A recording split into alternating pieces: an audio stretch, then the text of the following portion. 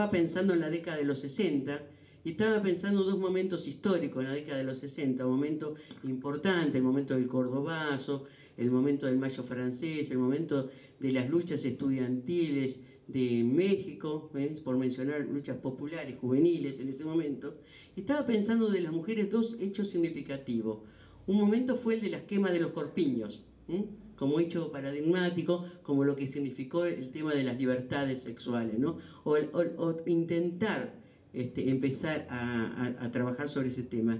Y otro tema central, que no fue solamente en casi todo el mundo, que fue la aparición de los métodos anticonceptivos orales. Esta cosa que fue muy importante en la década del 70 porque permitió el tema de la autonomía y de la libertad de la mujer, permitió empezar a trabajar este tema y empezar a, no solamente fue el tema de los anticonceptivos, sino fundamentalmente fue poner en tapete un debate que nos estábamos debiendo y que realmente nos había embromado muchísimas veces en nuestras prácticas concretas, como era el tema de la maternidad obligatoria, como era el tema de no poder separar la reproducción del placer. Todo eso pone en el tapete en la década del 60 esta situación. Es decir, que esos dos hechos me parecen que son paradigmáticos para pensar en que justamente surgen en un momento de gran evolución o de gran revolución a nivel nacional e internacional con respecto a las luchas populares. Esas militancias juveniles que duraron como hasta los 25, 28, me dieron sí una lectura siempre política de la realidad, de las instituciones, y yo todavía ahí no era feminista, porque en la izquierda creíamos que como ya venía lo que llamábamos para iniciados la RS, o sea la Revolución Social, entonces en esas izquierdas, cualquiera fuera la orientación, había una idea que como la Revolución Social ya venía, esto iba a generar tal igualdad que no había necesidad de cosas específicas de mujeres. La experiencia que teníamos como militantes era muy distinta.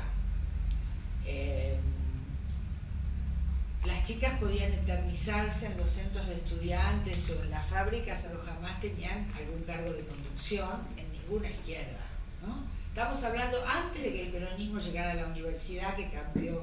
Claro, básicamente en La Plata fue muy importante. Claro, principios de los 60 hasta el 66, que fue el golpe de Onganía, había como un estilo de estudiantina que participó de formas directas o semiclandestinas de las preparaciones del Cordobazo, que después se encontró con el Mayo del 68, con el Che que venía a Bolivia y los compañeros que se iban a pelear con el Che.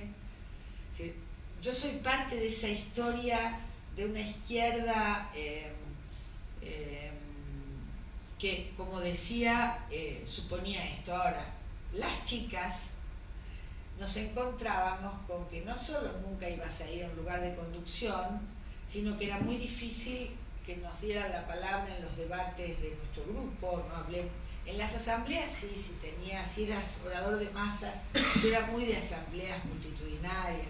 Voy descubriendo el feminismo, lo voy descubriendo porque tenía un contacto imaginario, personal por momentos, con Alicia Moro de Justo en el Partido Socialista, donde la iba a escuchar, pero iba a escuchar al socialismo. Y muchas veces ella hablaba de lo que pasaba con las mujeres. De manera que, y hablaba del feminismo, mucho de esto a posteriori, porque yo era una chiquilina, todavía no escribía Escuela para Padres, cuando empiezo a escribir sobre feminismo, lo incorporo en estas fechas que les estoy dando, particularmente 60, 61, en Escuela para Padres. Y hay capítulos donde, por ejemplo, dice ¿qué es el feminismo? O bien, las feministas son iracundas. Ese es el título de otro de los trabajos. El lugar de las mujeres en la casa, qué significa ser buena madre, es decir, era la irrupción sistemática de los temas del feminismo. Ingreso a militar en la CGT de los argentinos un poco, y en el grupo que podríamos decir que fue pre-Montonero, antes de Montonero fue Montonero, la consigna que ustedes habrán escuchado en alguna oportunidad que las que venían en las organizaciones peronistas, por ejemplo, como la de FA, Peronismo de Base, hablaban, si Evita viviera sería obrera, y nosotros decíamos, si Evita viviera sería montonera. O sea, tomábamos la figura de Eva Perón como símbolo de, digamos, revolucionario. En aquel entonces había algunas agrupaciones ya feministas, pero nosotras no las entendíamos.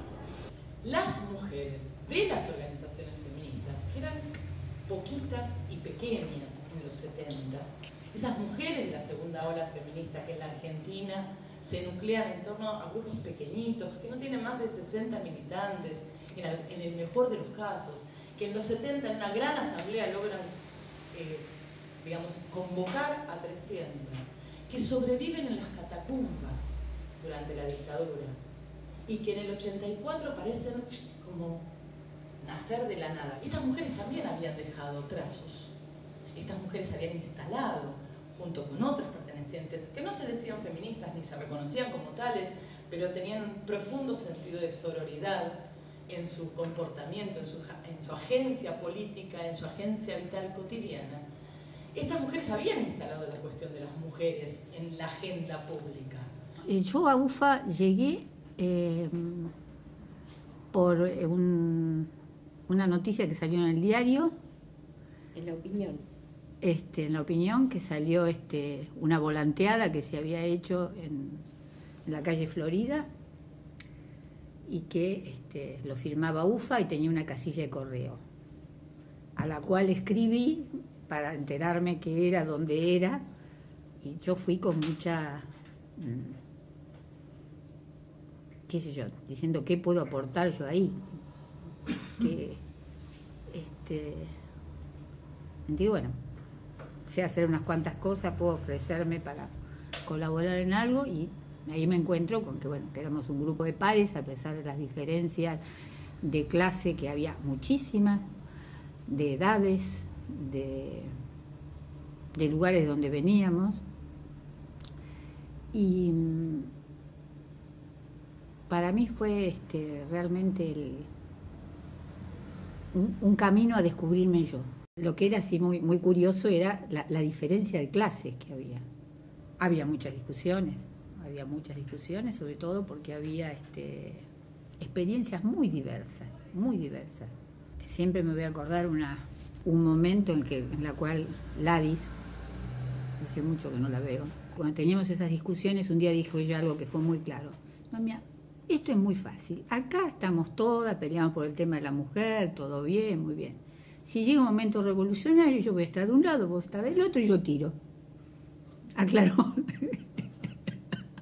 Había muchas compañeras que tenían doble militancia. Tenían militancia en el partido político y tenían grupo de feminismo, con lo cual, o sea, a ver, la mayoría de las compañeras del PST vinieron al centrismo, al feminismo, y después se quedaron feministas. Alguna volvió al partido, otras no. Hay una cosa que era curiosa, que tenía que ver con la sexualidad, que en UFA algunas compañeras tenían compañero y otras tenían una persona. Había como una cierta reserva, por más que eran compañeras, eso lo plantea Hilda Ray, sí, ¿no? Que decía, bueno, con mi pareja, y nunca se decía si era claro, mujer o varón. Exacto. Y después, bueno, un número significativo tenían parejas mujeres, sí, pero había como una imposición al silencio a nivel social, sí, más que el grupo en sí mismo. Nos complementábamos mucho, porque eran como distintas miradas, y teníamos eso de, cuando nos encontrábamos, cada una aportaba lo nuevo que había aprendido, lo que le había llamado la atención, la película que le había gustado porque había pasado tal cosa, la novela que estaba leyendo, o sea, todo era material para trabajar en el grupo. De pronto nos enterábamos que había un material no sé dónde, y entonces alguien que iba a ir a otro lado iba a ese lugar donde estaba ese material solamente para traer el libro para después trabajarlo. O sea, había un respeto y un cariño, era algo que nos hacía sentir muy bien, que estábamos haciendo algo que en algún momento iba a ser útil para todos los demás. Y lo fue. Sí. Y lo fue. Digo, por ejemplo, ellas ponían a disposición del colectivo de UFA sus contactos, había un flujo, una ida y vuelta, que era muy importante. Por ejemplo, Gabriela estaba en contacto con el feminismo californiano, con el feminismo neoyorquino, con las italianas. Y María Luisa Bember, por ejemplo, filmaba los grupos, esto lo cuenta Mirte No, que cada una llevaba termos, comida, y se quedaban hasta altas horas de la noche, y María Luisa iba filmando. Además, digamos, lo interesante del grupo ese era, sobre todo cuando trabajamos el tema de conciliación, cada una desde el yo, pero con total franqueza, no sé, de nuestra sexualidad, de las relaciones, de la relación con los hijos, todo el tiempo. Era tan enriquecedor que no teníamos ganas de separarnos. Yo me acuerdo que en los grupos el trabajo que veníamos haciendo era las tareas domésticas, es decir, por qué teníamos que hacernos cargo de las tareas domésticas. O sea, era un tipo de feminismo que no era el feminismo radicalizado. Hablo cuando recién empezábamos y no sabíamos que esto iba a venir tan fuerte y todavía podíamos hacer algunos grupos. El feminismo era, bueno, por algo se llamó cultural. La verdad, personalmente, ni siquiera, bueno, ni hablemos categoría de género, ni sabíamos que era eso, pero bueno, entonces nosotras sosteníamos, una vez fui interpelada, me acuerdo, por una feminista, porque había contradicciones obvias, porque los lugares de decisión no lo teníamos las mujeres en esa agrupación política vertical.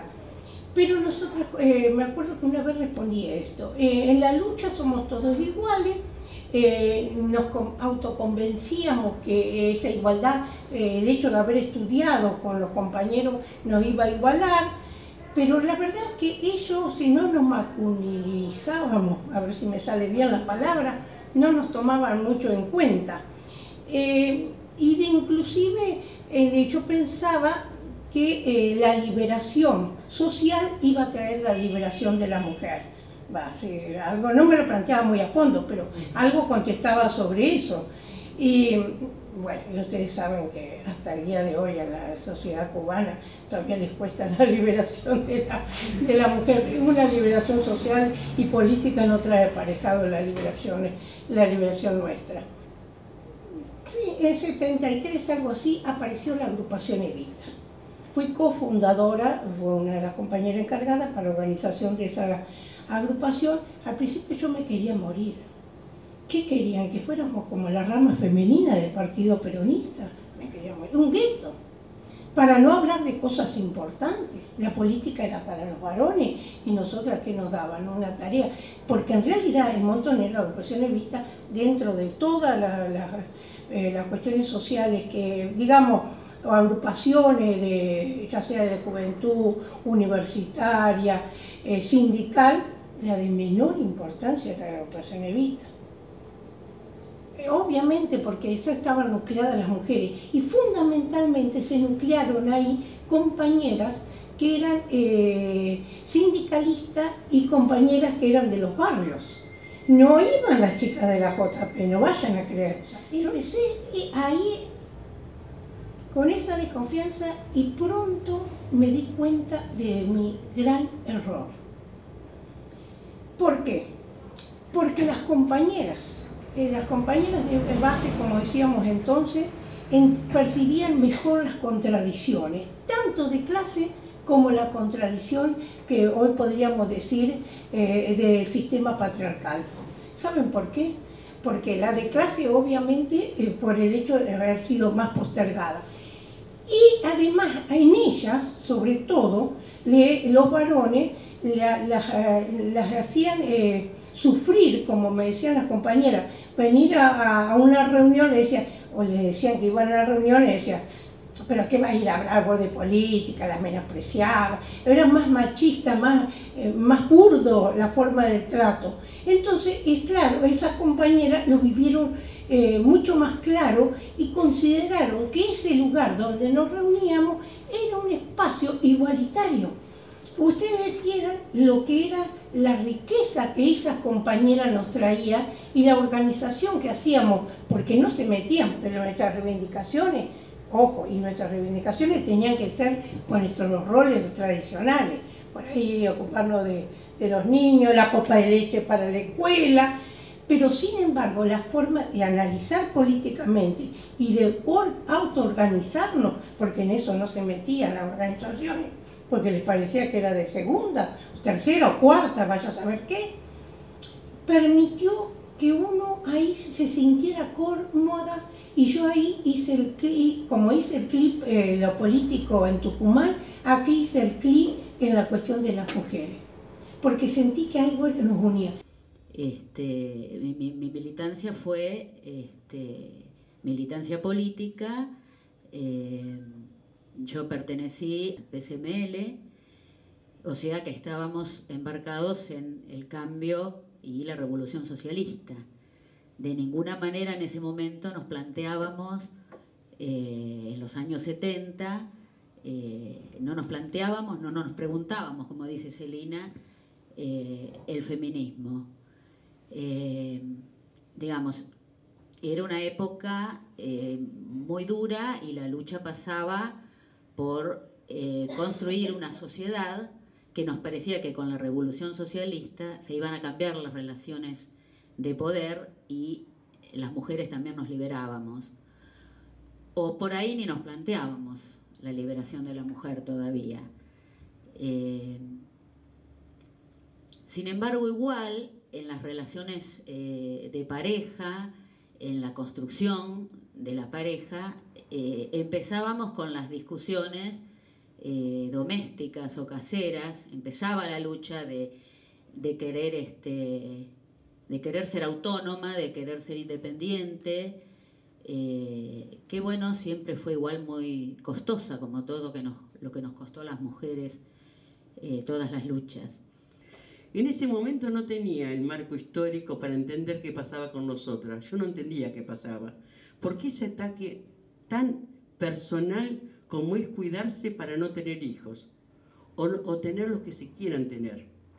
No entendía. Mis compañeros y mis compañeras de militancia no tenían las respuestas. Y a veces no teníamos ni las preguntas, que eso es lo peor, ¿no? En mayo del 72, en Buenos Aires, Miguel Grinberg invita a compartir una mesa redonda sobre sexo y liberación. Esta fue la prehistoria del grupo Política Sexual, porque a partir de esa mesa debate, reproducida en parte en ese mismo año en el dossier Sexo y Liberación de la revista 2001, comenzaron a publicarse cartas de lectores interesados en el tema, entre ellas una del Frente de Liberación Homosexual, 2 ediciones más tarde, y a varios de los que estuvieron en la mesa y o que formaron contacto a través de la revista, lanzaron una convocatoria a un nuevo encuentro en un domicilio particular para seguir discutiendo el tema. Lo de particular ya era importante porque ya teníamos ciertas medidas de seguridad para encontrarnos. En ese nuevo encuentro, en el invierno del 72, en el que participamos, creo que más de 30 personas, entre ellas Hilda Reis y yo de la Unión Feminista Argentina, decidimos iniciar un grupo de estudios sobre política sexual. Yo venía del feminismo y el grupo era justamente la unión con los movimientos homosexuales. Es el grupo ELES del FLH el que se integra en esta reunión. Había algunas de las compañeras de UFA que estábamos también en esto y otras que nos criticaban por juntarnos con toda esa gente y que eso era riesgoso y que era peligroso. Bueno, no le hicimos caso y yo creo que nos enriquecimos mucho quienes pudimos hacer ese camino. Escuela para Padres terminó sus días en el 73, 1973, cuando mi hijo Hernán cae preso, un preso político, y Yo estaba todavía trabajando en la Escuela para Padres en la Facultad de Medicina. Teníamos un aula, que era el aula Río Pedre, que se usaba para dictar las clases. Era una verdadera organización y dependía de la Facultad de Medicina, es decir, era un área de la Facultad de Medicina, Escuela para Padres.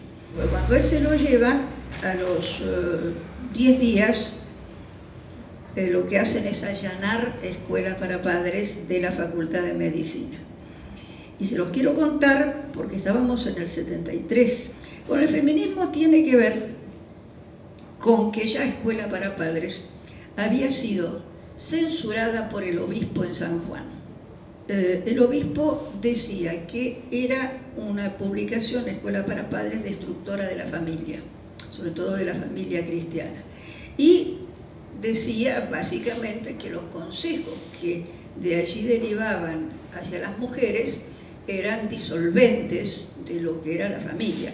Por supuesto que eran disolventes, estaban escritos con toda intención de disolver la familia patriarcal, de disolverla en el sentido simbólico, a eso me refiero, en cuanto a la creación de distintas maneras de pensar. En el 73 sucede esto y todavía no estaba instalada lo que fue la brutal dictadura y la represión, o sea, la dictadura de terrorismo de Estado no se había instalado todavía.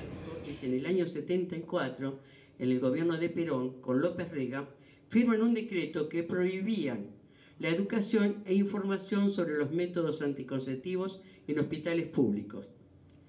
La liberación de los 60, sexual de los 60, intentaron sepultarla, porque apuntaba a criticar a un sistema que aún hoy resulta irritante, que es el patriarcado. Recuerdo con claridad cuando en el año 75 me quise poner un DIU en la zona donde yo vivía, no tenía obra social, fui al hospital y me había invitado a una amiga mía que era trabajadora social que me dijo que en un hospital de la zona estaban poniendo DIU. Llegué por una calle oscurísima, en un pasillo, y había un cartel chiquitito que decía planificación familiar. Algunas compañeras que hemos vivido en esa época por allá nos acordábamos de lo que significaba la planificación familiar. Esa sensación de estar haciendo algo clandestino me atemorizaba tanto como pensar que en ese momento andaba por La Plata marcando compañeros y compañeras las 3A. Me acuerdo perfectamente que el gaucho, Chini, vos te acordarás, le habían pintado las paredes de las casas, las 3A.